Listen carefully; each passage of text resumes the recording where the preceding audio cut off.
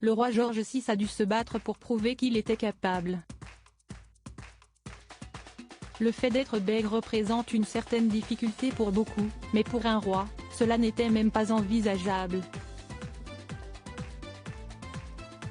Avec les nombreuses prises de parole qu'il devait réaliser, le roi George VI a dû être aidé par un spécialiste pour vaincre ce handicap. Lui dont sa fille, Elisabeth II, a écrit un texte bouleversant à son sujet. Si est-il l'orthophoniste australien Lionel Logue, qui lui est venu en aide. Grâce à son expertise et son humanité, il a permis au souverain, dont le fils aîné de William a hérité de son prénom, de maîtriser ses discours, et de rassembler les foules. Lionel Logue est né en 1880 à Adélaïde, en Australie et s'est installé à Londres en 1924.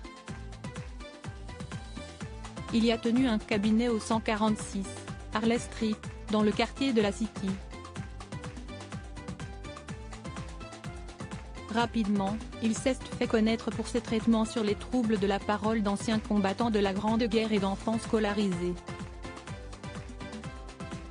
Elisabeth Bowes-Lyon, l'épouse d'Albert, future Queen Mum, reine-mère, a passé la porte de son cabinet en 1926.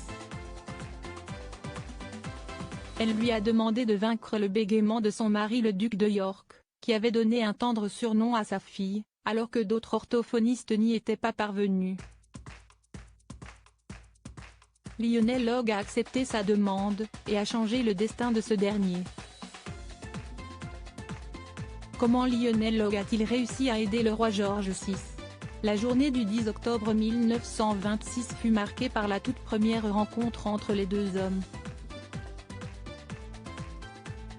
Celle-ci ne s'est pas avérée réjouissante puisqu'Albert Frédéric Arthur George se braqua rapidement lorsque l'orthophoniste lui posa des questions sur son enfance.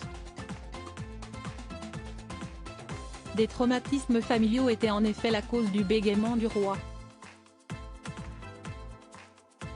L'expert l'a alors prévenu, « Je peux vous soigner, mais il vous faudra fournir d'énormes efforts. »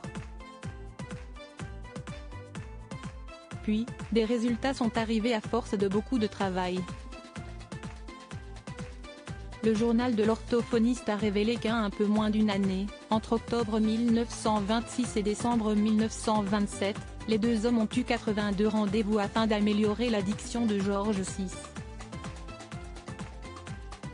Et cela par le biais de phrases compliquées à répéter. Telles que I have a sieve full of sifted thistle and a sieve full of unsifted thistle, because I am a thistle sifted soit, en français, la très célèbre phrase « Un chasseur sachant chasser sans son chien est un chasseur qui sait chasser », notamment utilisée en cours de théâtre. Même si les méthodes de l'orthophoniste étaient à l'époque jugées peu orthodoxes, elles ont fini par marcher. Et la relation entre ceux qui ont travaillé main dans la main n'a cessé d'évoluer en bien.